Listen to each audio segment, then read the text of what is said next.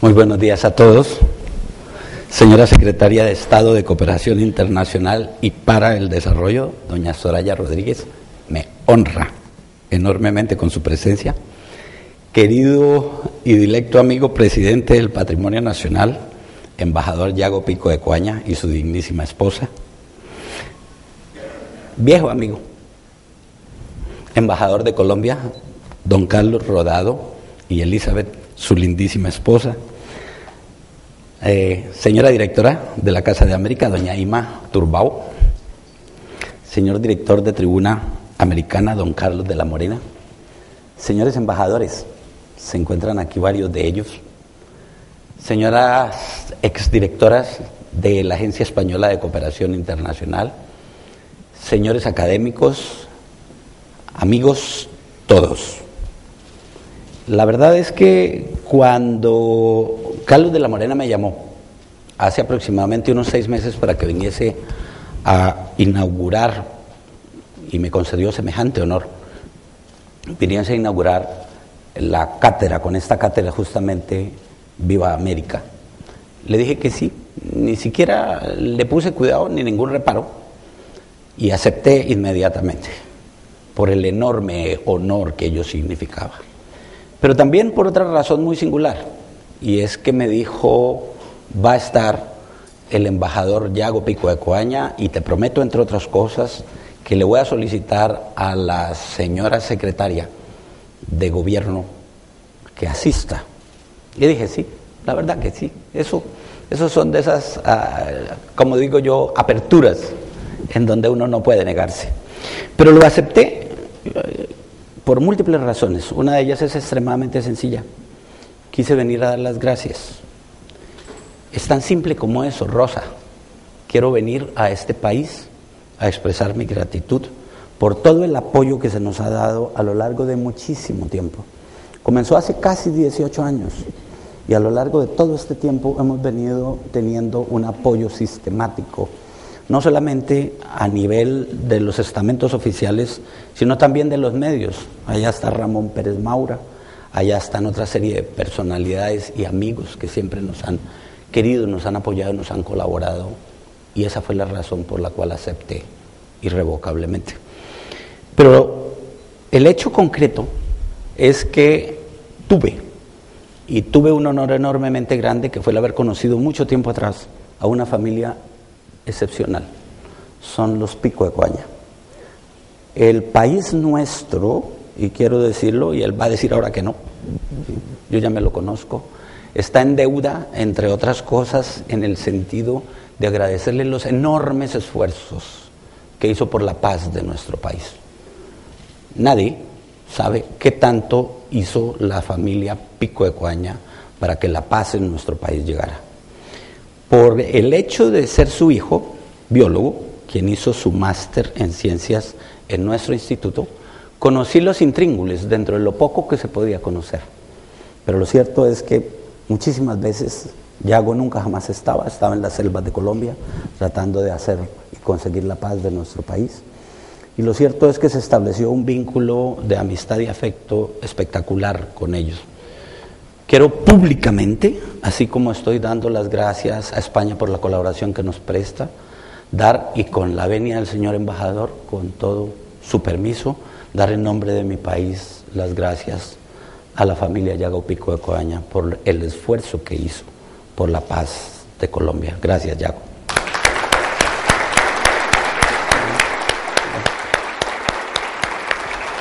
Muy amable, gracias. Quiero robaros un tiempo, la verdad, es un poco de tiempo que lo he querido hacer, es que quiero, de verdad. Soraya, si me permitís llamaros Soraya, quiero robarme el tiempo acá vuestro, un rato para explicaros un poco qué es lo que está sucediendo a nivel del desarrollo de las vacunas. Y ese es justamente el tópico sobre el cual quiero hablar en el día de hoy. Hemos venido en los últimos 35 años Eso es, pues, prácticamente 2/3 partes de mi vida. Y tengo un testigo de excepción. Fuimos compañeros de la carrera con el embajador Carlos Rodado. Él era ingeniero, yo era médico, pero ambos tirábamos guijarros, piedras, en esa época de la revolución, de manera pues de que nos conocemos bastante bien con el embajador. Hemos venido desde ese instante tratando de desarrollar una metodología lógica, racional, para la obtención de vacunas. Y a lo largo de todo este camino hemos venido descubriendo una serie de principios que son los que hoy quiero compartir con vosotros. En esencia, lo que quiero dejaros claro en el día de hoy es que ya existe una metodología lógica racional desarrollada por nosotros para la obtención y el alcance de cualquier vacuna.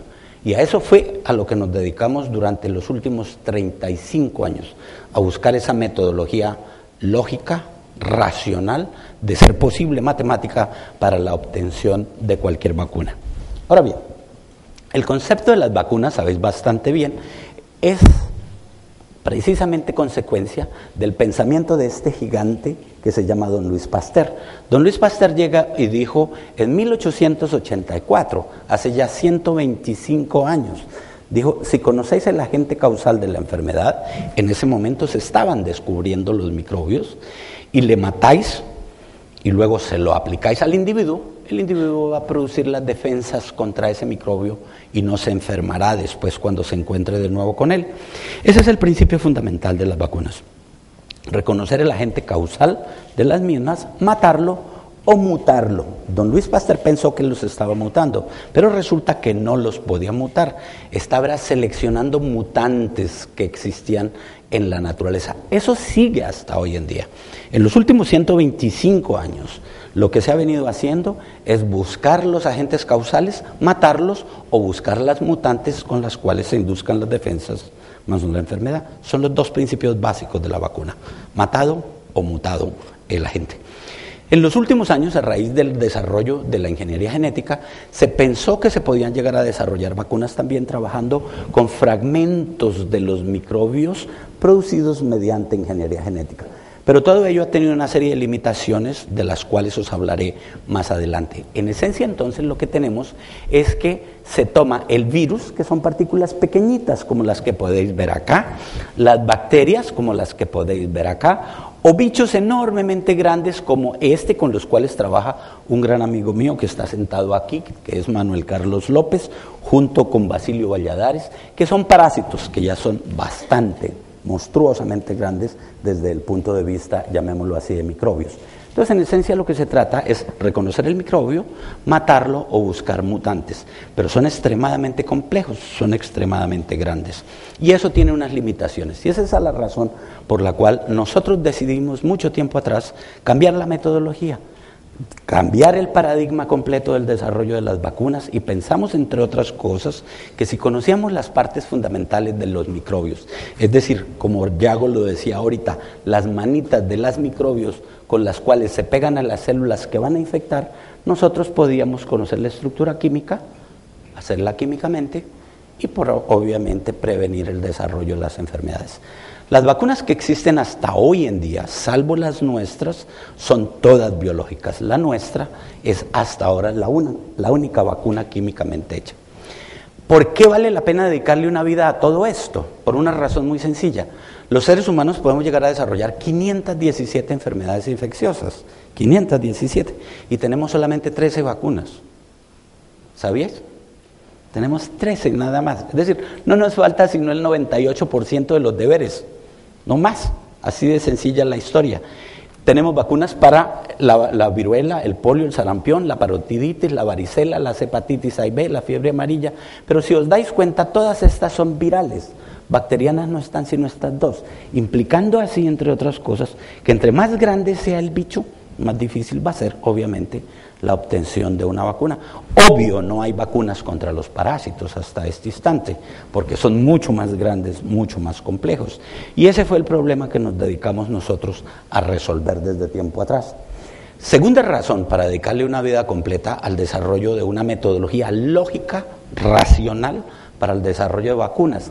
Es que se sabe hoy en día, gracias a los informes de la Organización Mundial de la Salud, dentro de los cuales aquí hay un muy digno representante, que es el embajador Fidel López, entre otras cosas, que hay entre 14 y 17 millones de muertos al año. Muertos, estamos hablando de muertes al año, como consecuencia de enfermedades que, si tuviéramos una metodología lógica de hacer vacunas, podríamos obviamente prevenir el desarrollo de esas enfermedades. Hay 3 millones de muertos por tuberculosis, 3 millones por diarrea, 2 millones por malaria, 1 por hepatitis, 1 por sida, 4 por bronconeumonías y así sucesivamente hasta completar los 17 millones. Pero esos son los muertos, los enfermos son otra cosa.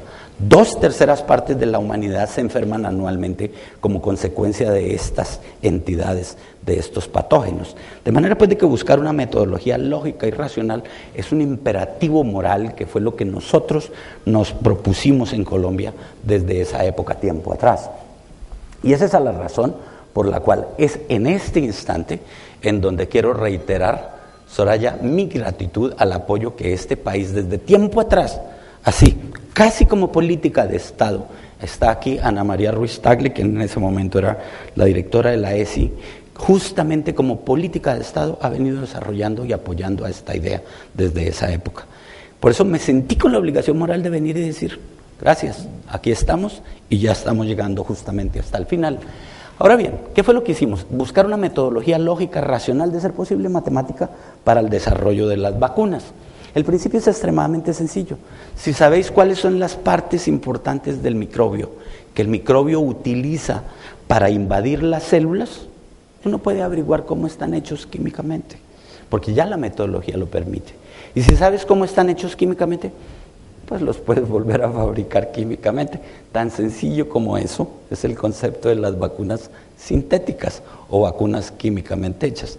Averigua la estructura química de las partes relevantes y ya luego químicamente vuelves y los fabricas. Nosotros quisimos ir más adelante que eso.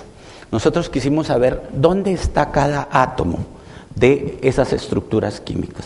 Y conocida ya la estructura tridimensional de las moléculas, uno puede averiguar las reglas matemáticas que determinan esa estructura tridimensional. Entonces es absolutamente lógico llegar y encontrar una metodología matemática para el desarrollo de las vacunas. Si un problema biológico usted logra convertirlo en químico, ya lo puede convertir en físico y ya luego eso se traduce en un problema matemático. Y eso es lo que hemos venido haciendo a lo largo de todo este tiempo.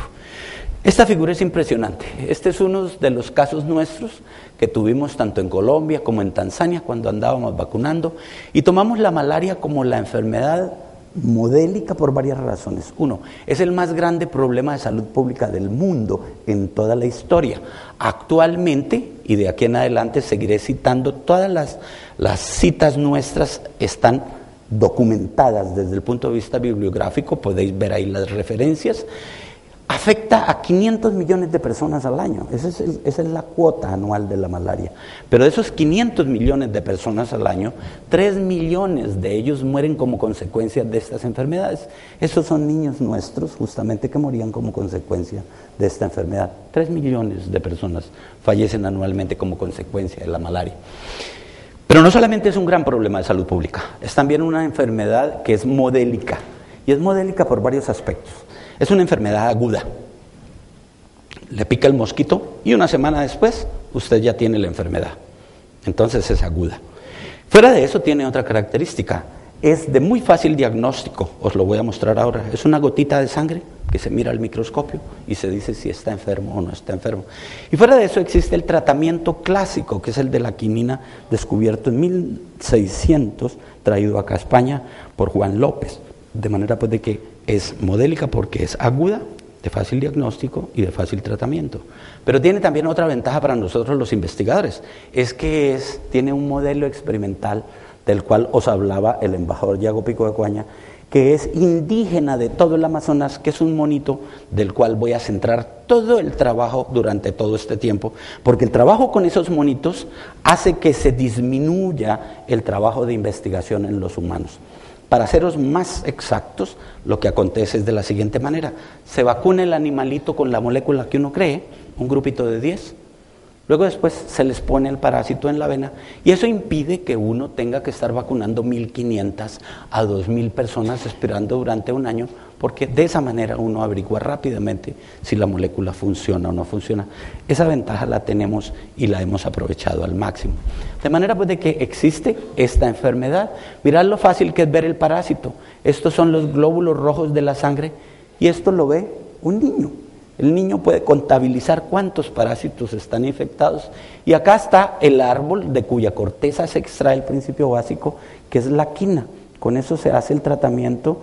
Los indígenas lo tenían desde mucho tiempo atrás, pero la quina es hoy en día el método ideal de tratamiento de esta enfermedad. Tenemos entonces una enfermedad de enorme trascendencia universal, un gran impacto mundial, modélica, puesto que es aguda, de rápido diagnóstico y de rápido tratamiento, y fuera de eso con un modelo experimental que es este monito que vive en el Amazonas. Se llama Otus porque así lo llamó Humboldt en el año de 1802 cuando lo descubrió, porque parece no tener orejas y por consiguiente lo llamó sin Otus, sin orejas. Y este es el monito que en 1956 descubrieron los norteamericanos que era totalmente susceptible al desarrollo de la malaria humana. No existe ninguna otra especie de animal que desarrolle la malaria humana como la desarrolla este monito. El hijo mío, llamado Manuel Alfonso Patarroyo, que es compañero de Yago Hijo, tuvo entre otras cosas la idea de mirar la genómica de este animalito, ponerse a mirar qué características genéticas tiene el animalito que es susceptible al desarrollo de la malaria. Y se dedicó a hacer el genoma de este animalito. Encontró, entre otras cosas, que las moléculas del sistema inmunitario de este animalito es entre el 90 y 100% idéntica a las del humano. Con razón puede desarrollar no solamente malaria, sino que puede desarrollar tuberculosis, hepatitis, leishmania. Es, mejor dicho, lo que pesa el monito es en diamante. Así de sencilla la historia. Es un modelo único y excepcional, el cual desarrolla la enfermedad, pero además de eso tiene un sistema inmunitario idéntico, podríamos decir, se me permitís decir, de 90 a 100% idéntico al del ser humano, de manera pues de que es eso. Esto es para mostraros justamente, como os había prometido, como científico que soy, todos nosotros tenemos por costumbre legitimar lo que decimos a través de las publicaciones científicas mundiales evaluadas por pares, de manera pues de que este es el asunto. Ahora bien, nos fuimos entonces para la mitad del Amazonas, a donde me he llevado aquí varios amigos y me encantaría que vosotros fueseis también, y allá, en la mitad de este poderoso río, arriba, a los 30 metros de altura, mora este monito. Entonces nos hemos dedicado a trabajar con ese monito allá. Esto es una película bastante vieja y os voy a decir por qué, entre otras. En esa época tenía pelo, ¿ya? Así de sencilla la historia. Eso fue justamente con Manuel Carlos López, con quienes hicimos esa película tiempo atrás, y nos dedicamos a organizar entonces una estación de estos monitos en la cual mantenemos siempre en unas condiciones excelentes los animalitos. Estos son los monitos, los que están aquí, no estos. Ya de manera pues de que estos son los monitos y los mantenemos justamente en estas condiciones. Ahí podéis ver en qué condiciones viven nuestros animalitos. Se hace la experimentación con ellos, como os decía, se vacuna y un mes después de la vacunación se le aplica el parásito en la vena para saber si les da la enfermedad o no les da la enfermedad. Eso es un método increíble, puesto que con 10 animalitos uno tiene una respuesta completa de si funcionó o no funcionó lo que uno quiere averiguar, y en un periodo extremadamente corto, en mucho menos de 3 meses, uno tiene una respuesta completa a todo ello. Dividamos entonces el problema en varios componentes para poder disecarlo. Miremos el parásito. Esta es la mosquita que transmite la enfermedad, que es la mosquita anófeles. Cuando pica buscando sangre, mirad la punta del pico que está aquí, que se llama proboscis, al inyectarla, mirad cómo deja el parásito acá en forma de larvitas. Esta es una película en tiempo real, eso es lo que acontece. Ahora bien, al picar la mosquita, el parásito se queda movilizándose en el sitio que se te inflamó como consecuencia de la picadura y es tomado rápidamente por una vénula y de esa vénula lo transporta muy ligero hacia las células del hígado. Esto es tiempo real, esa es la velocidad a la cual se está moviendo el parásito en tu organismo y ya luego comienza a buscar la célula hepática que era infectar y comienza a replicarse en una forma increíblemente rápida. rápida. Resumiendo, picando el mosquito, va por la venita hasta las células del hígado. En el hígado cada larvita se reproduce 30,000 veces y cambia de forma en un periodo de 5 días. De manera pues de que esto es lo que acontece. Esa larvita que se ha reproducido, como podéis ver acá, 30,000 veces en ese periodo de tiempo y que ha cambiado de forma a una perita, es la que va a infectar el glóbulo rojo. Entonces seguís la secuencia muy fácil. La larvita va al hígado, cambia de forma y se convierte en perita que va a infectar los glóbulos rojos, como podéis ver en esta película.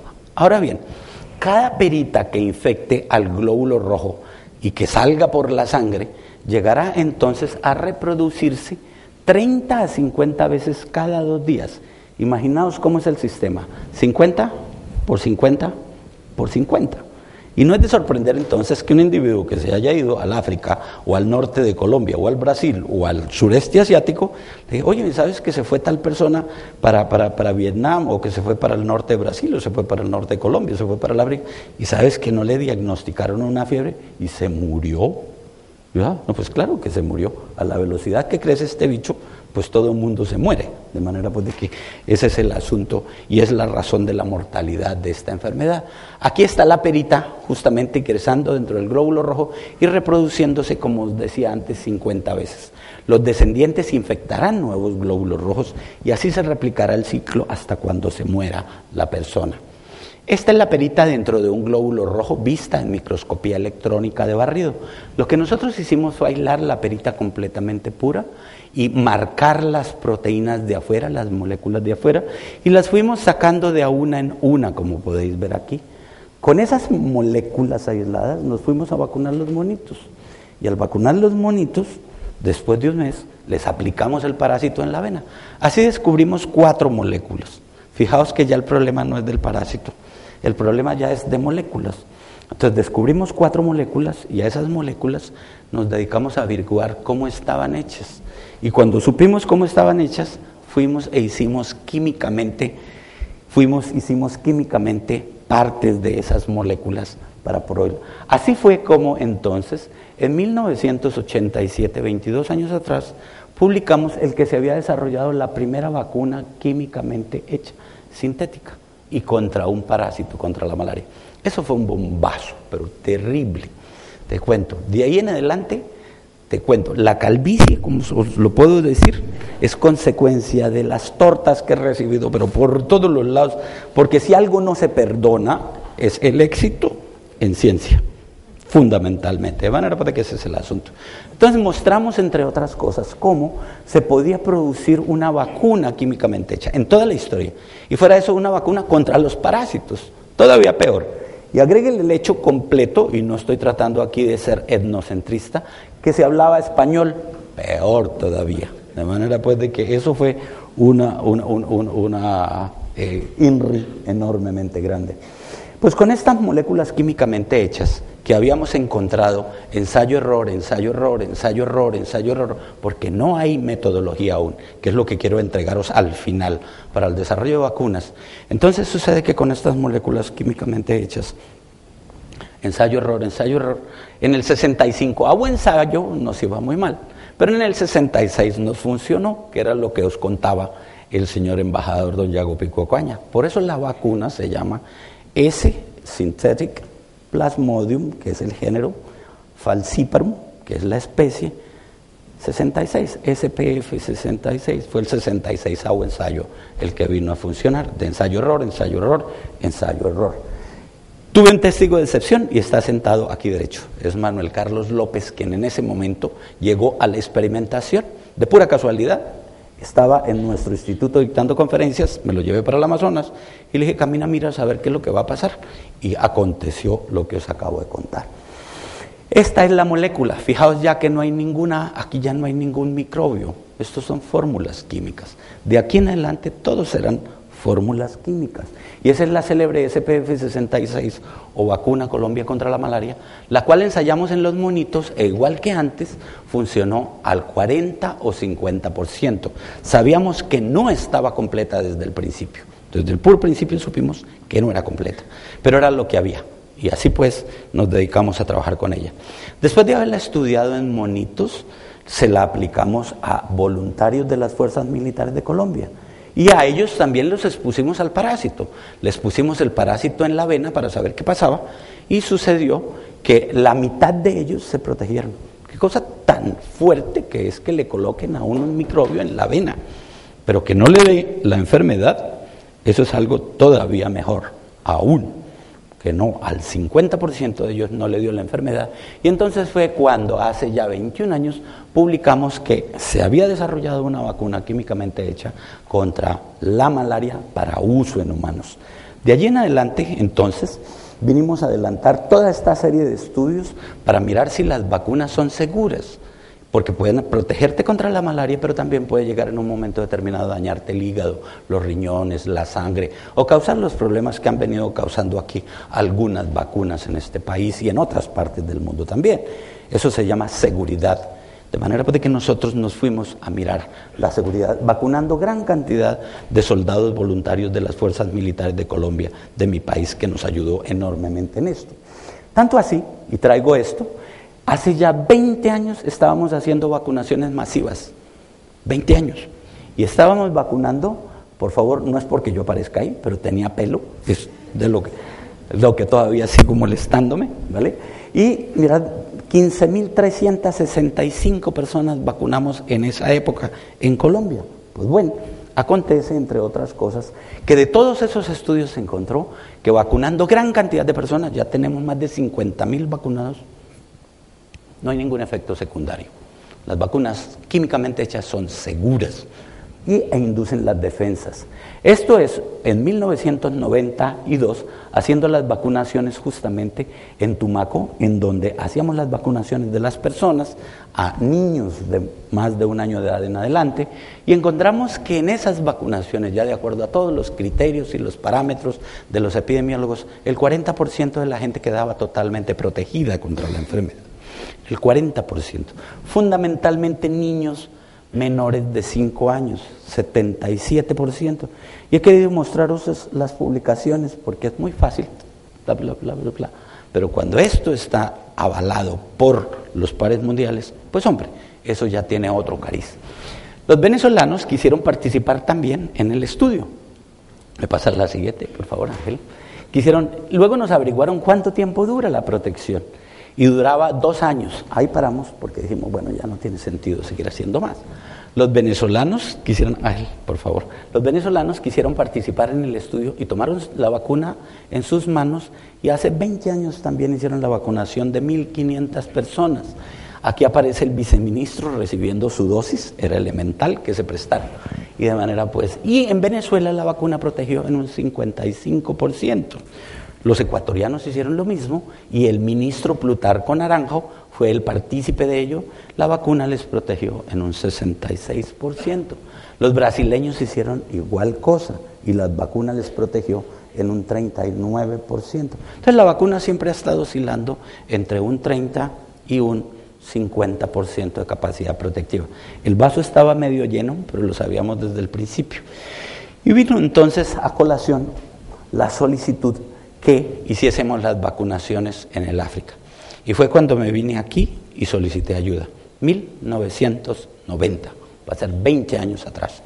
Tuvimos negativas por parte de los gobiernos ingleses para que pudiésemos adelantar las vacunaciones, y fue entonces cuando, y aquí quiero públicamente decirlo, la AESI, la Agencia Española de Cooperación Internacional, nos dio un apoyo enormemente grande para que las vacunaciones en África las adelantaran grupos españoles, de entre los cuales está Manuel Carlos López aquí, Carlos Alonso Vedate también, Pedro Luis Alonso también, quienes adelantaron las vacunaciones en Tanzania y Mozambique, y hallaron, entre otras cosas, al hacer las vacunaciones en Tanzania y en Mozambique, y aquí está Ana María Ruiz Tagle, quien corrió un papel esencial para que todo eso se ejecutase inmediatamente. Se hizo la vacunación entonces en niños tanzanos, encontrándose que la capacidad protectiva de la vacuna era del 31%.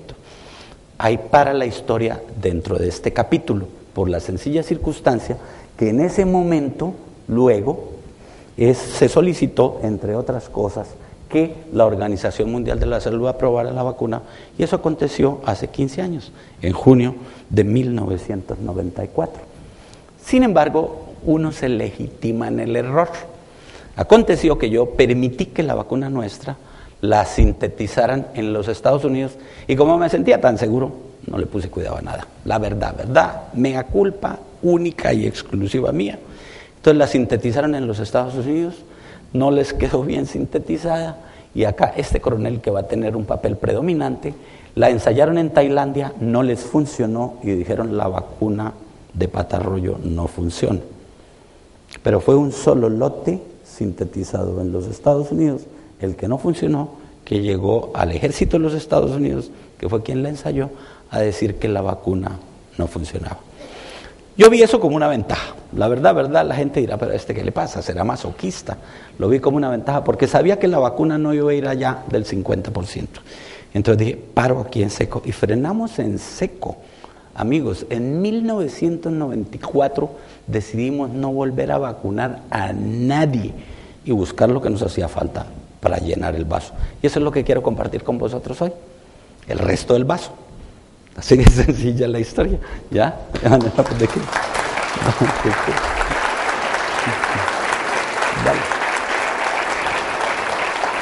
Dale.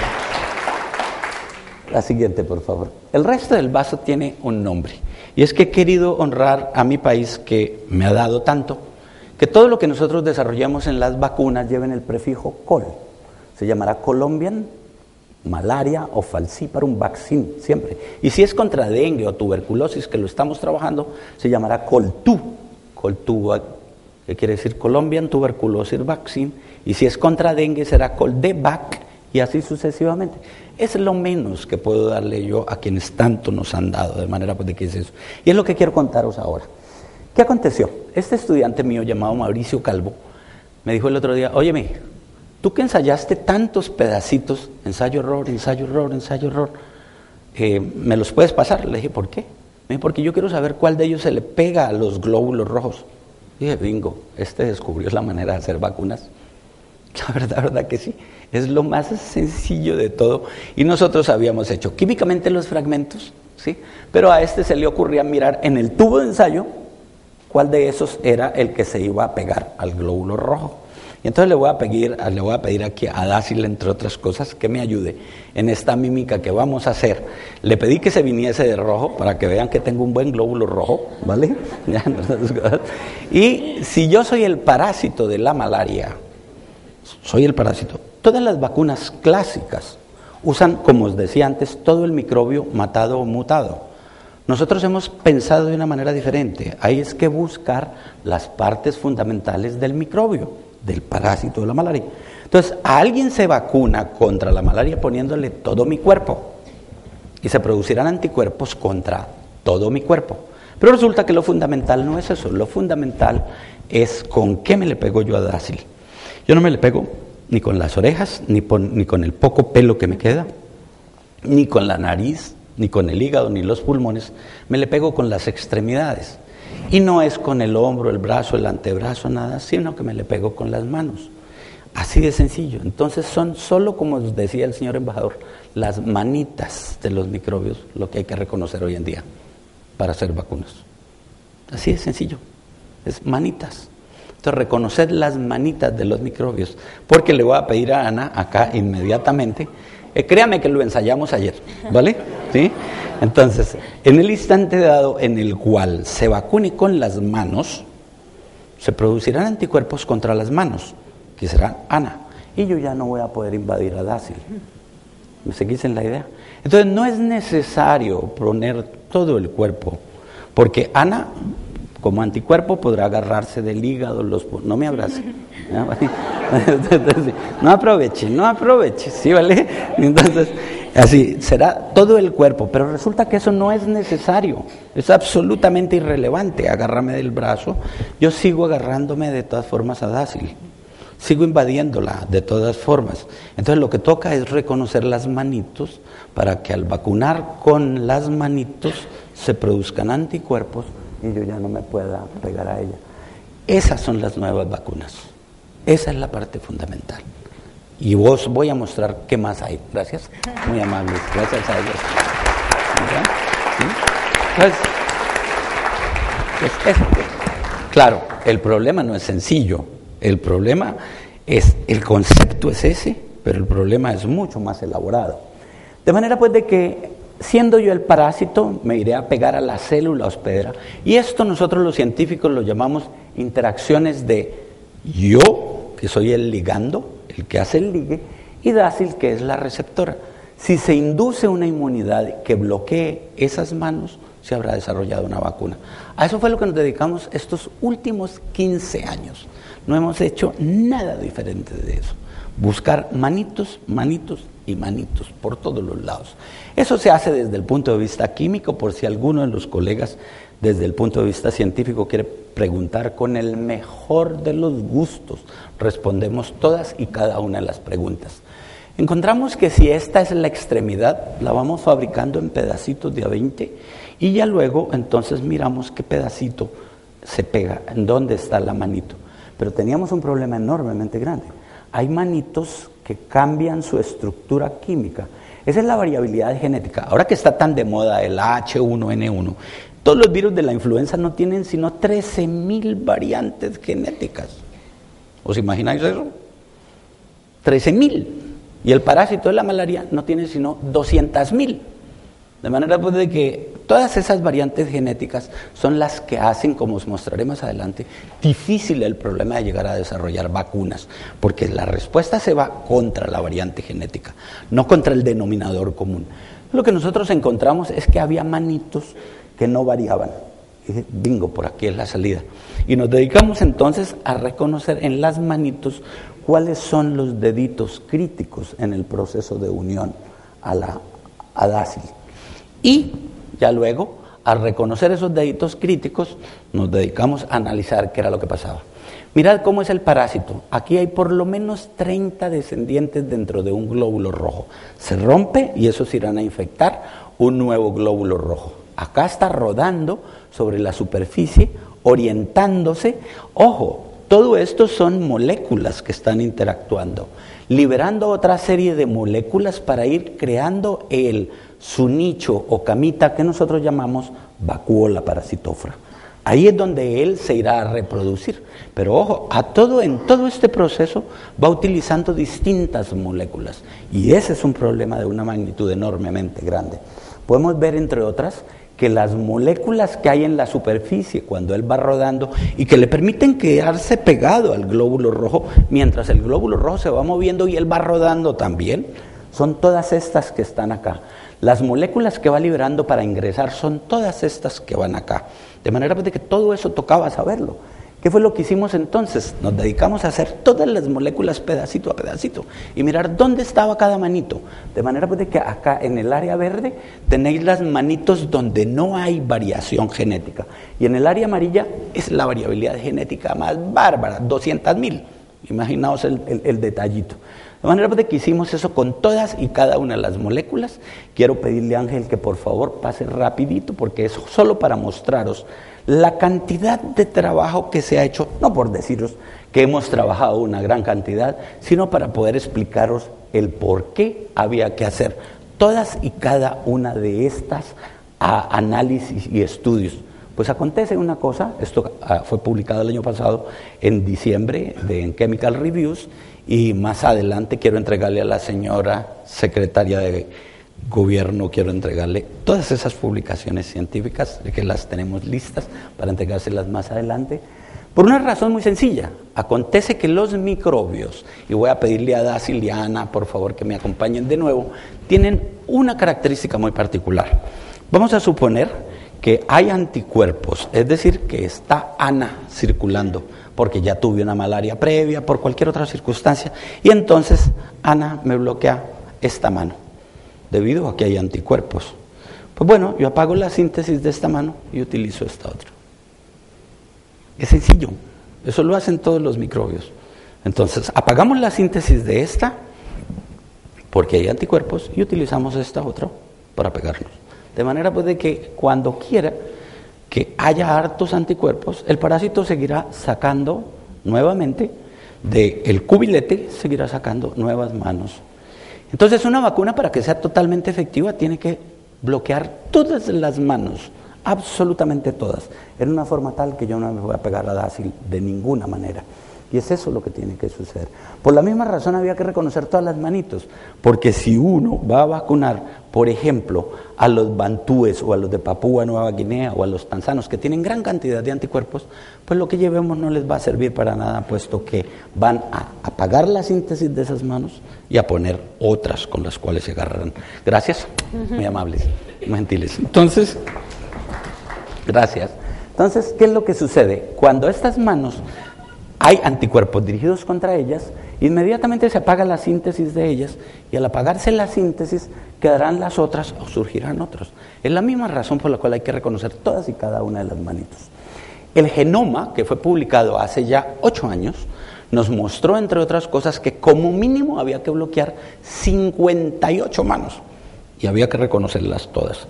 Y a eso fue que nos dedicamos en el Instituto de Inmunología, a reconocer todas las manitos. Pues bueno, eso es lo que quiero compartir con vosotros. Están toditas, ya las tenemos reconocidas toditas las manitos. Y eso es lo que hemos venido haciendo. Recalco, señora secretaria de Gobierno, gracias a la colaboración de España y de Colombia. Estamos bien adelante, puro el final.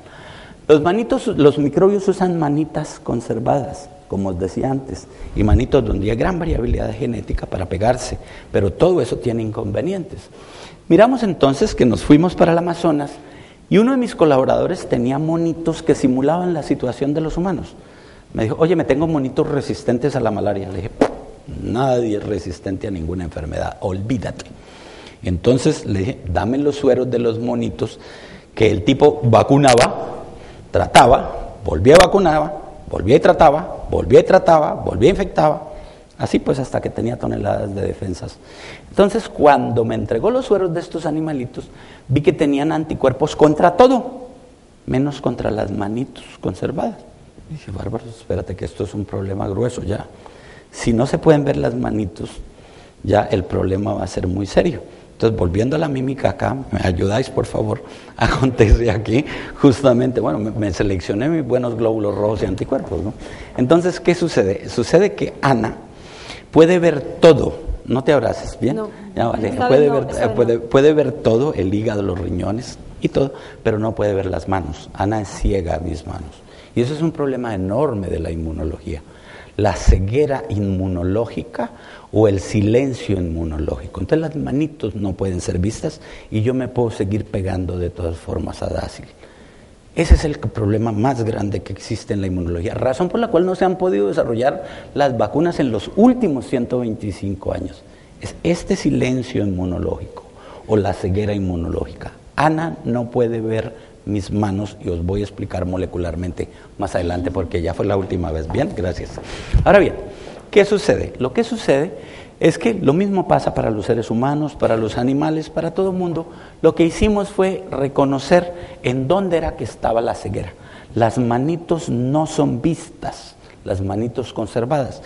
Y tercos, como siempre hemos sido, nos fuimos entonces al Amazonas a vacunar monitos con manitas. Entonces, póngale a los monitos manitas y volvimos y nos pegamos otro tortazo, pero espectacular.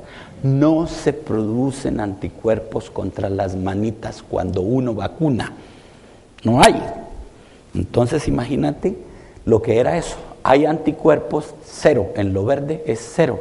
Mientras que si usted pone manitas variables, anticuerpos enormemente grandes. ¿Por qué? Porque el parásito puede sacrificar esa variante y ya luego lo recupera en el siguiente ciclo. De manera que ese es el problema tan grande que tiene. Y eso fue lo que aconteció. Dijimos, vamos a bloquear todo esto, vamos a resolver el problema. Le poníamos el parásito en la vena a los monitos después de vacunarlos y les daba paludismo hasta en el pelo. Le cuento, eso era tratar animalitos, era un caos completo. Así duramos mucho tiempo perdidos haciendo mezclas, alargando las manitos, poniéndole X, Y más cosas pero le cuento, una frustración espectacular. Eso sí era que no veía ni una. El problema más gordo del desarrollo de las vacunas es ese. Por eso todas las vacunas que os aplican hoy en día es de la A1N1H1, pero la próxima epidemia que aparecerá será la AH1N3. La próxima que aparezca, entonces las vacunas serán siempre contra esa variante, pero nunca contra la influenza. ¿Me expliqué? Porque las manitas conservadas del virus de la influenza no se ven. Y eso es lo que nosotros queríamos resolver, que las manitas conservadas de la malaria, la tuberculosis, de la hepatitis, de la influenza, de todas se pudiesen ver. Y eso fue lo que nos dedicamos a resolver. Ahora bien, lo que vino entonces es que las manitos nunca son vistas, las conservadas, nunca son vistas. Y vino, ya dije yo, ahora me tocó suicidio porque aquí no hay salida. Llevo toda una vida dedicado a esto. La primera vacuna funcionó por razones que no sé, de manera pues de que tengo que resolver el problema. Y nos dedicamos entonces, y fue cuando esto vino a darnos la buena suerte. Aconteció, entre otras cosas, que me hice la pregunta, bueno, ¿y si cambio alguno de los deditos con los cuales me agarro yo a Dácil? ¿Cuál debo de cambiar? ¿El dedito crítico o un dedito no crítico? Y encontramos, entre otras cosas, voy a pedirle a Dácil una última oportunidad, ¿ya? ¿Vale? Que si Dácil en un momento determinado yo me agarro a ella fuertemente, así, jala duro el brazo para abajo, ¿ves? 4 dedos, dale, 4 dedos no, dale, 4, levántala, ahora muévela para donde te dé la gana, ¿vale? ¿Ves? Entonces, en todo proceso y en toda interacción de moléculas hay átomos críticos en el proceso de unión. Entonces nos dedicamos a reconocer los átomos críticos y nos dedicamos a reconocer los deditos críticos. Y fue cuando en este experimento, ya en un momento de insomnio y de angustia, dije, vamos a darle la vuelta a los deditos críticos, gracias, ahora sí, ya era la última. Y entonces nos dedicamos a mirar los deditos y a cambiar los deditos. Y quiero deciros, entre otras cosas, que ahí está la solución. Las manos no son vistas, pero si uno al reconocer los deditos, cambia los deditos en alguna forma, obviamente va a inducir una respuesta inmunitaria protectiva. Pues bueno, lo que hicimos, entre otras, fue adelantar todo este mundo de investigaciones, en donde cada una de estas rayas representa un experimento. Y ese experimento es vacunación en monos. Recordaos que cada una de esas rayitas significa un estudio clínico en humanos. Le comentaba yo antenoche al señor embajador y a su señora esposa que cada una de estas rayitas, con de a 10 monitos, es el equivalente a vacunar a 1000 seres humanos y tomar 1000 controles. Ese es el equivalente. ¿Y qué viene a acontecer aquí? Viene a acontecer algo sencillo, que mientras uno espera que se desarrolle la malaria en las otras personas, al mes uno le puede aplicar el parásito en la vena al animalito, sabe si le va a dar malaria o no le va a dar malaria, y trata al animalito si le dio. Eso significa que la molécula no sirvió, como las de aquí abajo, o que si no le dio, significa que eso le puede servir como componente contra común de una vacuna contra la enfermedad. En esencia, si se quisiese repetir todo esto que hemos hecho con los monitos, tendrían que haberse vacunado 36 millones de seres humanos para llegar a las mismas conclusiones que nosotros hemos llegado. Así de simple es cada experimento de estos significa un experimento o un estudio clínico con seres humanos, lo cual implica 1000 vacunados y 1000 controles. Aquí son 10 monitos vacunados, 10 controles, porque se les aplica el parásito en la vena. Eso es lo que pasa. Pues bueno, nos dedicamos a hacer todo esto, a averiguar cuáles son las variantes que hay, y quiero que pasemos rapidísimo. Quiero que miréis la cantidad de trabajo que hubo que realizarse para poder llegar a unas conclusiones que luego os voy a contar, justamente, que son los principios básicos para el desarrollo de todas y cada una de las vacunas. Como os decía antes, todo esto está publicado y lo que os he querido mostrar es justamente ya el panorama final para el desarrollo de una metodología lógica, racional para la obtención de vacunas, como podéis ver acá. Pues bueno, todo esto fue lo que realizamos justamente para poder llegar a la siguiente conclusión. llegar a que cuando quiera, todo esto ya está publicado, justamente se los acababa de entregar a don Carlos de la Morena, que aquí ya están los componentes de la nueva vacuna de la malaria. Ahí los tenéis. ¿Quería Carlos que lo dijera? Ahí está, ¿vale? Ahí está, que está remitido a publicación, me ha pedido que lo congele hasta mayo o junio del año entrante, porque las revistas científicas piden eso. Entonces yo tengo que aceptar las reglas de juego de los que ponen las reglas, punto, así de sencillo. Entonces aquí están los componentes de la nueva vacuna contra la malaria. Ahora bien, ¿qué pasó con eso? Lo que pasó fue lo siguiente. Llegamos a la conclusión, serán los únicos términos científicos que utilice ahora. Llegamos a la conclusión que solo la alanina podía ser cambiada por la serina, la prolina por el ácido aspartico, la leucina. No quiero que os aprendáis nada de eso. Lo único que quiero deciros es que, entre otras cosas, lo que había que hacer era este dedito crítico, invertirle la polaridad, manteniendo el volumen, la masa y la superficie. Entonces, imaginaos, y es un honor para mí la historia que os voy a contar. En esencia, para el desarrollo de las nuevas vacunas es buscar las manitos conservadas, identificar los deditos críticos e invertirles la polaridad, es decir, darles la vuelta. Y hay alguien que me honra mucho, que asiste a mis conferencias, desafortunadamente no pudo venir esta vez, que es Su Majestad la Reina, quien llega y me dice: Manolo, señora, de manera pues de que todo es cuestión de manitos, deditos y darle la vuelta. ¿Qué más hay? Señora, 35 años nomás, así de sencillo, 35 años para poder llegar a esa conclusión. Y esto es exactamente lo que acontece. Manitos, deditos y darle la vuelta. Esto acaba de ser publicado, acabamos de liberar esa información.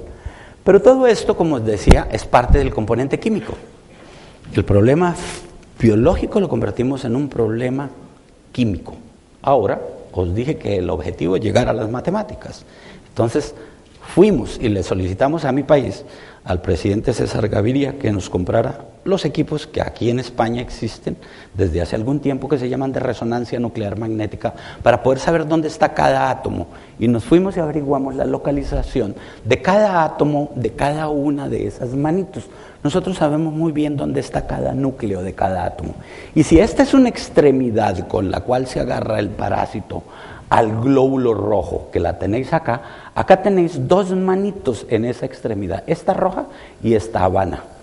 Mirad lo que acabamos de descubrir, que dentro de los deditos críticos hay deditos hipercríticos, que son los que hacen esto, los que mantienen esta distancia. Entonces ya podemos saber que los que hay que cambiar son estos dos, y que dentro de esos dos el hipercrítico es el pulgar, así de sencillo, que es el que establece estos puentes de hidrógeno. Eso nos ha permitido llegar a un nivel de profundidad que ya hoy en día prácticamente se puede decir desde el punto de vista matemático que eso es cierto. Acá tenemos otra extremidad. Recordad que son 58 las extremidades en las cuales hay que reconocer las manitos de cada una de esas extremidades. Vuelve y juega. Estos son los deditos hipercríticos que establecen los puentes de hidrógeno. Esto lo acabamos de enviar a Nature Chemical Biology y aparecerá en un par de meses. Eso ya está aceptado. Y aquí viene justamente el reconocimiento de esos deditos hipercríticos en los cuales hacemos la modificación para que ya la molécula sea capaz de inducir anticuerpos y proteger contra la enfermedad. Es exactamente eso lo que hemos venido haciendo.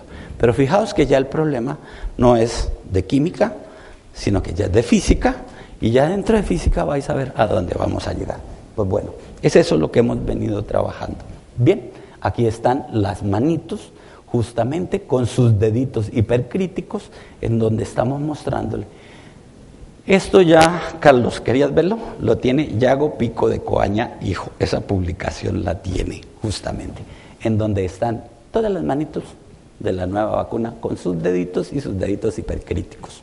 Bueno, pues de qué, ahí está. Bueno, de manera pues de que el asunto es ese. Miremos ahora, no al microbio, sino al individuo que va a ser vacunado, porque también tiene reglas de juego. Eso no es, oye, remángate, yo te pincho. Eso es distinto, absolutamente diferente. Entonces miremos acá Las características del hospedero, y esto ya con esto es muy rápido. Eso surgió como consecuencia de los estudios que adelantamos hace ya 20 años y que fueron publicados hace 19, en donde vimos que había un componente genético en la respuesta inmunitaria. Y lo que hicimos ahora fue, al saber que las moléculas del monito, mirad cómo se entrelaza todo, desde el punto de vista genético son muy parecidas a las del ser humano, nos fuimos entonces a mirar esas características a nivel de aminoácido por aminoácido, letrica por letrica, de todas esas, y a estas moléculas hoy en día, que son las manitos, al modificarlas, las podemos ajustar perfectamente dentro, y le voy a pedir ahora a Ana que venga, ya dentro de las moléculas del sistema inmunitario. ¿Qué sucede entonces? Ana, recalco, es ciega, puede ver todo menos mis manos, puesto que el punto viene, no se me emocione, ¿vale? El punto viene a lo siguiente, viene a que las manos de Ana son muy parecidas a mis manos. Entonces, al ser parecidas a mis manos, Ana no puede agarrarme las manos, yo puedo pegarme así a dácil. Pero si he volteado los deditos así, ya Ana puede intercalar sus dedos dentro de los míos y puede realmente bloquear mis manos, y yo ya no puedo bloquear a dácil de ninguna manera. Y es exactamente eso lo que acontece. Al alterar la estructura de los deditos críticos y abrir la mano, ya podemos entonces permitir que Ana ajuste dentro de mi mano y me bloquee, y por consiguiente ya no puedo. Gracias, muy amable. Punto final. ¿Bien? Entonces, de que el asunto es ese. Tenemos entonces hoy en día el conocimiento perfecto en donde está cada uno de los átomos de la mano de Ana y de los átomos míos como microbio. Y los hemos medido a una distancia de 2 10 millonésimas de metro, que es justamente angstroms, que son los puentes que veis aquí, estas bolitas establecerse ahí. Sabemos qué distancia debe haber para que la mano mía quepa perfectamente en la mano de Ana, y de esta manera desencadenar la respuesta inmunitaria, producir los anticuerpos que son capaces. Debe haber 23 angstrom, o sea, 10 millonésima parte de metro, más o menos, entre un dedo y otro dedo. Así pues, hemos hecho todos estos cambios para poder desencadenar respuestas inmunitarias que induzcan una protección. ¿Dónde estamos ahora? Hemos terminado con todo lo de la perita. Todo. Hemos terminado con eso. Estamos aquí. Y esa es, podéis ver acá la larvita. No se había trabajado con la larvita porque es muy difícil conseguir larvitas. Imaginaos la cantidad de larva que le puede sacar uno a un mosco infectado de las glándulas, poquísimo. De manera pues de que no se había podido trabajar con ello, y esa fue la razón por la cual, habiendo descubierto ya las reglas a nivel de la perita, nos hemos dedicado ahora a extrapolarlas a nivel de la larvita, que es lo que hemos venido haciendo. Recordad que si se escapa una sola larva, la enfermedad se desencadena completa, y es eso lo que hemos venido haciendo. Aquí tenemos la larvita, ya los anticuerpos que hemos inducido contra ella. Nuevamente reconozca las moléculas de afuera de la larvita, que eso, y averigüe las manitos de la larvita con la cual se pega a las células del hígado, para hacer lo mismo que hemos hecho a nivel de la perita, las manitos, los deditos, y darle la vuelta. Exactamente es eso. Eso ya tiene unas publicaciones alrededor que muestran que todo esto ha sido aceptado en general por la comunidad científica internacional. Todo esto es lo que se ha venido haciendo para tener 2 niveles de bloqueo del parásito. A la larvita, supongamos se nos escapa una larva, ¡pum!, la destruimos a nivel de la perita y la persona queda totalmente protegida. Esa es la diferencia fundamental con el resto de vacunas, que nosotros tenemos todos los sitios bloqueados, todas las vías de ingreso bloqueadas. La larvita, la perita, cada una de las manitos, y así sucesivamente, que es en donde nos encontramos actualmente. ¿Por qué no hemos terminado? Porque nos quedan faltando algunas de las manitos. Si se quisiera, se podría entregar la vacuna ahora, pero, con la limitación que todavía nos queda faltando parte de la larvita, y no creo que sea justo volver a comenzar otra vez. Hemos querido terminar todo, y esa es la razón por la cual nos estamos tomando un tiempo prudencial para la entrega. ¿Qué otras vacunas contra la malaria están en progreso? Vosotros habéis escuchado de esta molécula que se llama RTSS. Es una sola manito de la larvita, una sola manita de la larvita, que ha sido desarrollada por Glaxo y en la cual ha participado Pedro Alonso, que tiene una capacidad protectiva del 29,9, como podéis ver aquí, o como podéis ver acá, 28,9, otro trabajo de Glaxo también, o podéis ver acá, 31 y 29%, u otro trabajo. Esa es la otra única vacuna contra la malaria que existe hasta el instante. Y esto que es el resumen del resto de vacunas de la malaria, que se han ensayado 57 diferentes vacunas recombinantes o por ingeniería genética o por ADN o por lo que quieras, los resultados son los siguientes: completamente negativos, completamente negativos, o voy a dar 3 ejemplos nada más. No confirió ningún tipo de protección, o esta otra no protege. Mirad que es del 2009, esto no es antiguo. Los resultados tempranos han sido decepcionantes, o esta otra han sido resultados muy decepcionantes. En esencia no quedarían más que las 2 vacunas de las cuales os hablo. Algunas de ellas han inducido, a diferencia de la nuestra, efectos negativos, como por ejemplo esta, que bajó la cantidad de glóbulos rojos en los vacunados. No solamente no protegió, sino que además de eso, también le causó anemia. Pero también, además de eso, esta otra, acá, se asoció con eventos adversos sistémicos, como una inflamación de las venas enormemente grande, que por la misma razón tuvieron que terminarse los estudios extremadamente rápido. No quiero simple y llanamente daros nada más que un pincelazo de todo eso, porque me interesa más hablar de lo nuestro, así de sencillo. Lo otro tengo que decir que desafortunadamente, y no quiero entrar en ninguna discusión, ninguna polémica, os lo ruego, no quiero entrar a hablar de eso, simple y llanamente mostrar el panorama de las otras. Queda la de Glaxo y la nuestra, pero la nuestra siguiente, Colfavac, va en un estadio bastante avanzado que aspiramos a entregar lo más rápido posible. Tenemos otras en progreso, como son, por ejemplo, la de Plasmodium vivax, que la está desarrollando el doctor Manuel Alfonso Patarroyo, pero es él quien tiene que defenderla, obviamente. Pero también tenemos otras, como están, por ejemplo, acá, la de la hepatitis C. El proceso es el mismo. Reconocer las manitas del virus de la hepatitis C, con el cual se pegan las células del hígado, y vuelve y juega los deditos y dale la vuelta. Ya de en adelante todo esto, Soraya se volvió aburrido, porque ya no es sino manitos, deditos y dale la vuelta. Ya, en esencia, es todo eso lo que está viniendo. Luego viene otra que estamos desarrollando contra la tuberculosis, va mucho más atrás, porque la enfermedad es más compleja. Rosa, me honras el que hayas venido. Porfa, no nada en absoluto. Ya, qué vergüenza. Sé lo ocupada que vives y te agradezco. Bueno, muchas gracias. Ya, gracias. Siento la interrupción. No, para nada. ¿Sí? Gracias. Y esto, lo que sí quiero contaros, entre otras cosas, es lo siguiente. Todo esto ha sido, en alguna u otra forma, siempre apoyado por España. Y aquí, Soraya, quiero dar explícita y fuertemente las gracias a la Agencia de Cooperación Internacional y Desarrollo. Lo que os voy a mostrar es una partecita pequeñita de lo que estamos haciendo.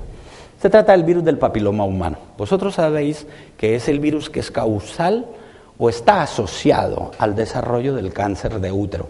Pues bueno, la ESI nos ha venido colaborando enormemente desde el punto de vista de reconocer ese agente que cuando infecta las células acá justamente del cuello uterino, hace una transformación de ellas para inducir una inflamación y ya luego cuando la mujer se percata que está infectada, comienza a sangrar. Y ese es un estadio ya bastante tardío del desarrollo de la enfermedad. Pues bueno, lo que hemos hecho justamente con eso es reconocer dentro de las distintas cepas, recordad que hay 135 diferentes variantes del virus del papiloma, de los cuales inducen o están asociadas al desarrollo del cáncer de útero solamente 18. Y de esas 18 que podéis ver acá justamente, podemos saber que existen subvariantes también. ¿Por qué quiero hacer énfasis en esto aquí? Porque el virus del papiloma, con el cual se están haciendo las vacunaciones, que son las cepas 16 y 18, tienen subvariantes es decir, sub 16, sub 18, pero además de eso existen estas otras variantes que son 31, 33, 45, 53, que no están incluidas en las vacunas.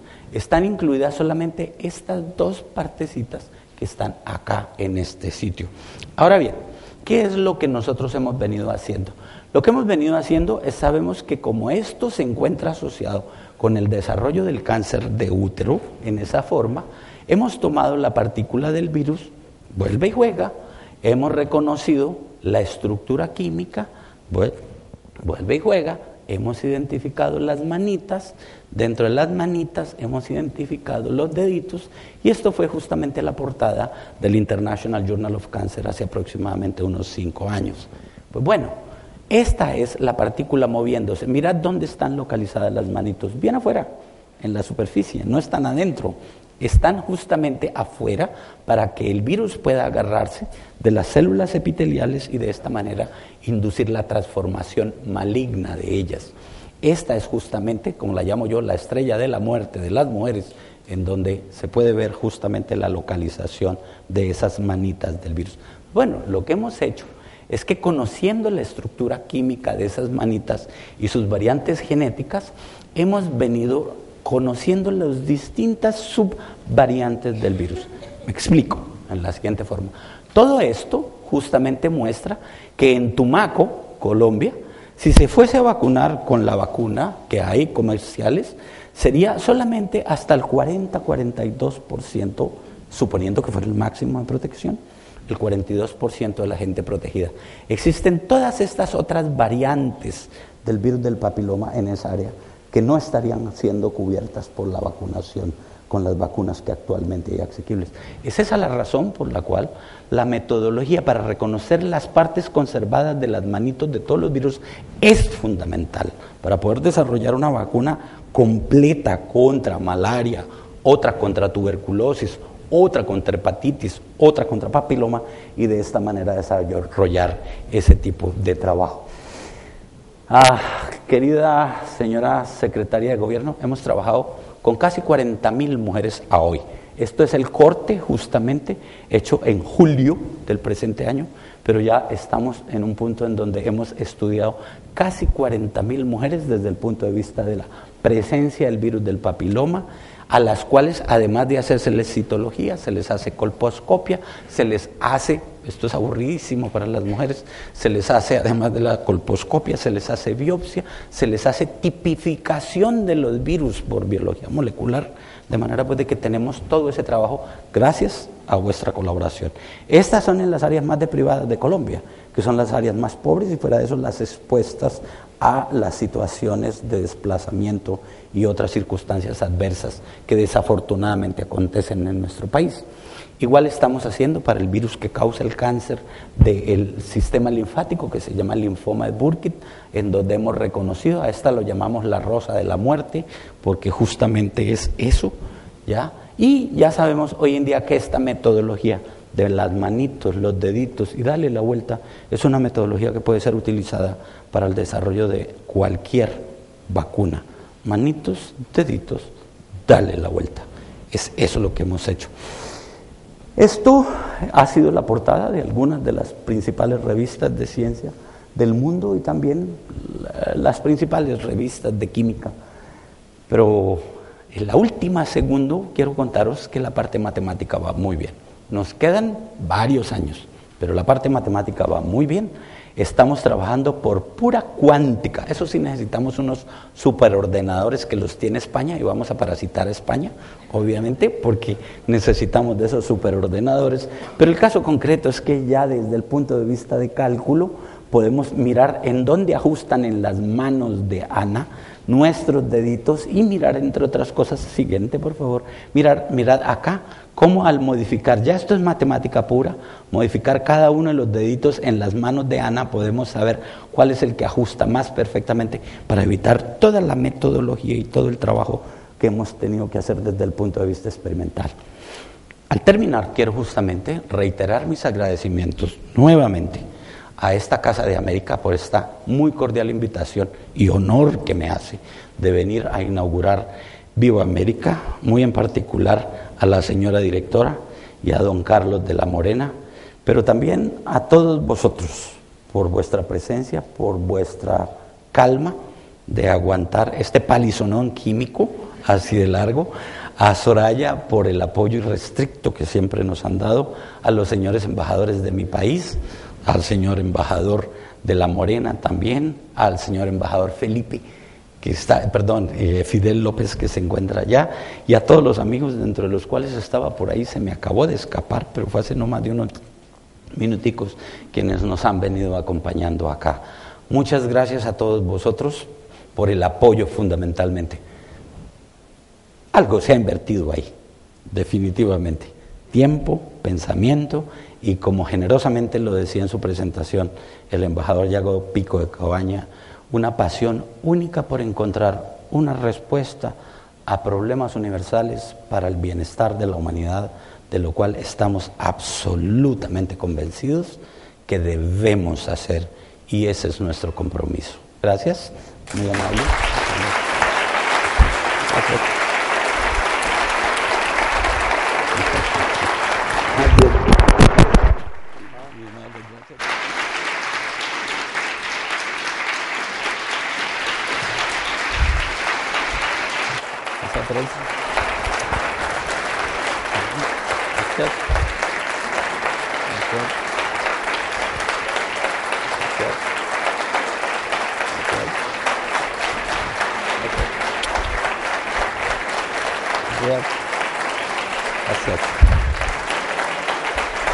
Gracias. Gracias.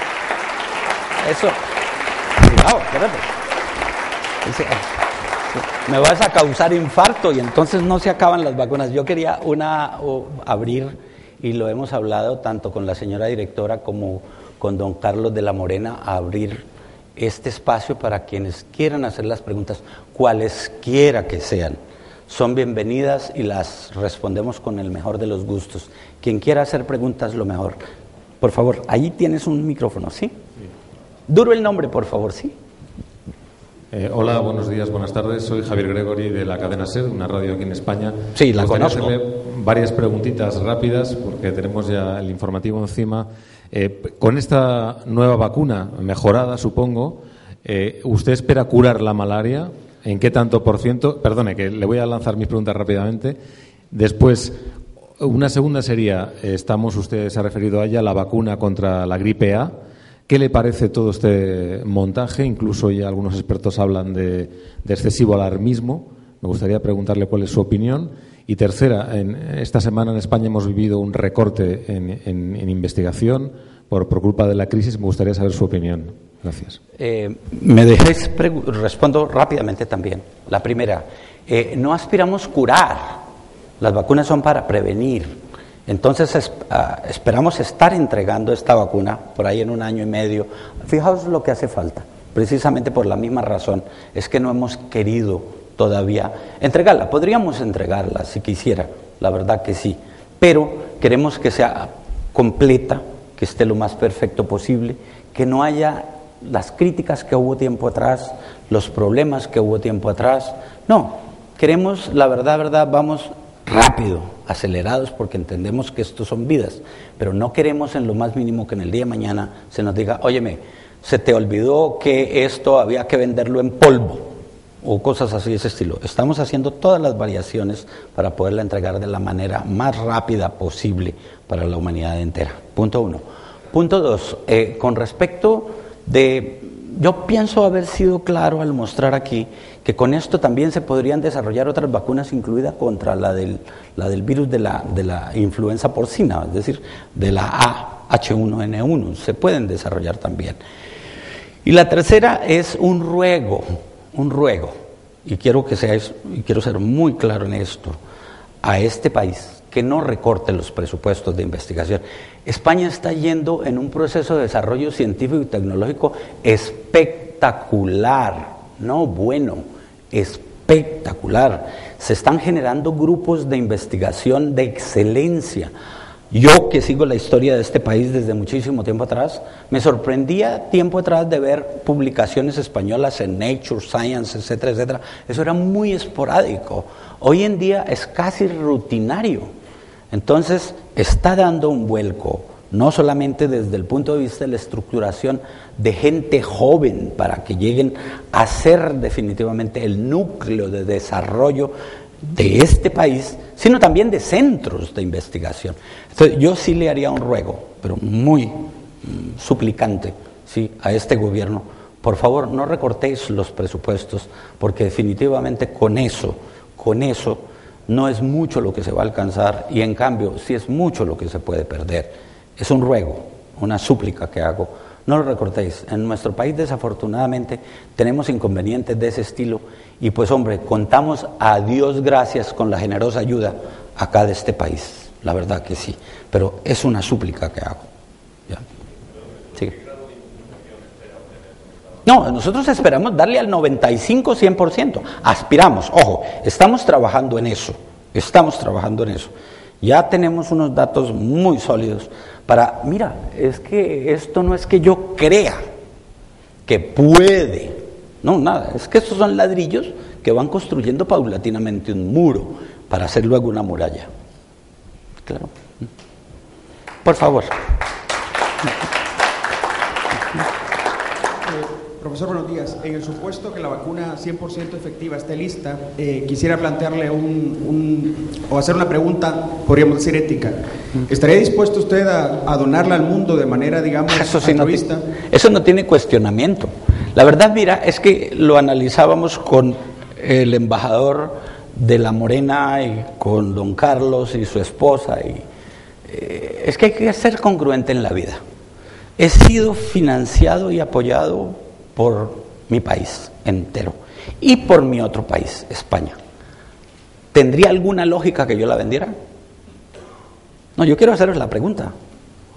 ¿Tendría alguna lógica?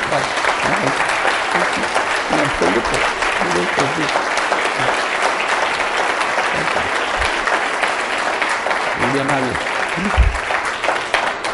Otra, porque como dicen por ahí que los noticieros, que no sé qué, ¿vale? Entonces, ¿alguna otra pregunta, por favor? ¿Sí? Hola. ¿Sí? Irene Fernández, de los informativos de 4 y de CNN Plus. Hola. Insistiendo un poco en lo que ha dicho mi compañero Javier, quería saber si podía concretar un poco más qué pasos concretos le quedarían para entregar esa vacuna completa y cuándo. Me ha parecido entenderle 1 año y medio antes, pero no sé si calcula concretamente ese plazo, algo más. ¿María? ¿Tu nombre es María? Irene Fernández. Irene, mira, por mí la entregaría ya. No, en serio. Pero lo que no quiero es tener palos en la rueda como me aconteció a lo largo de estos 20 años. Os voy a hacer una anécdota muy corta, ¿sí? Perdimos el instituto, ¿recordad? Hace 9 años fue embargado nuestro instituto y tocó volver a comenzar otro. Es más aún, esta vacuna deberíamos de haberla entregado en el 2006-2007. Perdimos el instituto. Fuera de eso tuvimos otro que la gente ni se ha imaginado. Tuvimos la acusación de unos ecologistas, como decía el señor embajador, de tráfico ilegal de monos, pasar de una calle al otro lado, que nos cerraron la sede por 1 año y medio. Entonces yo no quiero dar fechas exactas. Lo que sí te puedo decir es que esto está, pero espectacularmente adelantado.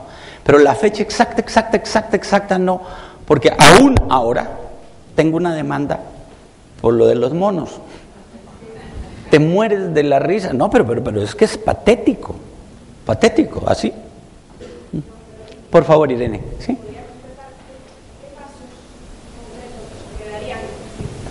En este momento, ya, te puedo decir, queremos comenzar los estudios en humanos. Los estudios en humanos toman tiempo muy corto. ¿Quieres que te diga por qué? Por una razón sencilla, es vacunar y luego exponer al individuo a la picadura de mosquito, ¿ya?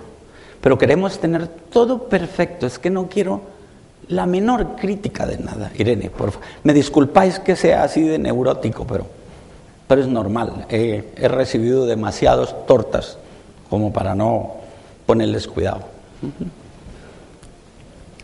¿Alguna pregunta más, por favor? Bueno, colombiano, súper orgulloso de haberlo escuchado. Desde hace muchísimos años quería tenerlo en una charla aquí en España, no había tenido oportunidad hasta hoy. la posibilidad o la convicción ética que tiene para donar la vacuna, o más aún un sistema que permite fabricar vacunas de forma sintética. Al donarlo, quedaría abierta la posibilidad para que las multinacionales, las compañías farmacéuticas se apropiaran de este ofrecimiento a la humanidad y que realicen una comercialización y que obtengan beneficios, o en esa parte cómo... ¿Tu nombre es cuál? ¿Tu nombre es cuál? Luis Fernando. Luis Fernando. No, por una razón sencilla. La patente seguirá siendo siempre nuestra. ¿Me explico? Es decir, no. Y es algo que será de los países. Esa es la respuesta. Bueno, me disculpáis si paramos acá, pero me están haciendo señas allá atrás que ya... Sí, Javier Julio. La última, por favor, me disculpáis. Ajá. Dentro de la dinámica de la vacuna que has explicado, dentro de esta dinámica de la vacuna, hablamos de las 3 dosis de vacunas, pero tú estás realizando un trabajo de forma que se pueda administrar la vacuna en una sola dosis para que llegue a África. Creo que en forma de cápsula con la Universidad del País Vasco. ¿Cómo puedes adelantar al respecto? Eso es lo bueno de tener el biógrafo de uno al lado, que le recuerda lo que se le olvidó decir. Resulta que es verídico lo que está diciendo Javier Julio. Una de las razones por las cuales también nos estamos demorando en esto es que queremos administrar la vacuna en una sola dosis, en una. Y es un trabajo fantástico que estamos haciendo con científicos españoles que trabajan en la Universidad del País Vasco para encapsular la vacuna, como es químicamente hecha, en una especie de bolitas que son autodegradables dependiendo del tamaño. Si la bolita es grande, se rompe inmediatamente. Si es de tamaño intermedio, se libera el contenido a los 2 meses. Y si es muy pequeñita, se libera a los 6 meses. De manera pues de que una de las cosas que estamos intentando lograr es eso, por una razón sencilla. Es muy difícil conseguir en el campo, en el África, o en Tumaco, o en el sureste asiático, o en el Brasil, a los individuos para darles la segunda y la tercera dosis, administrársela. De manera pues de que esa es otra de las razones por las cuales nos estamos tomando un tiempo también, porque queremos resolver eso. Gracias, Javier Julio, y gracias a todos vos. Sí, por favor, profesor. ¿Sí? Yo en primer lugar, Patarroy, yo quiero felicitarle efusivamente, no solamente por el contenido de la conferencia, sino por la expresión pedagógica que ha hecho de ella. Pero yo lo que debo de admirar, conocedor de este tema, en cierto modo, es que el problema de este doctor no es solamente la creación de una vacuna, sino que es el paradigma, es decir, el ejemplo a seguir que ha dado para un futuro de fabricación de... Porque él ha convertido, señores, la biología en química, la química en física y la física en matemáticas. Y todo esto es tan enormemente difícil, puesto que dijimos que la biología es algo vivo, que si le toca se muere, no se muere. Aquí le tenemos. De tal manera que mi más cordial felicitación, yo le hablo un poco en nombre propio, como representante de la Real Academia Nacional de Medicina de Madrid, y también con el honor de ser de la Academia Nacional de Medicina de Colombia. De modo que mi más cordial felicitación, porque me ha dado la satisfacción de escucharle y de entender perfectamente su mecanismo, su paradigma. Muchas gracias. Gracias, muy amable.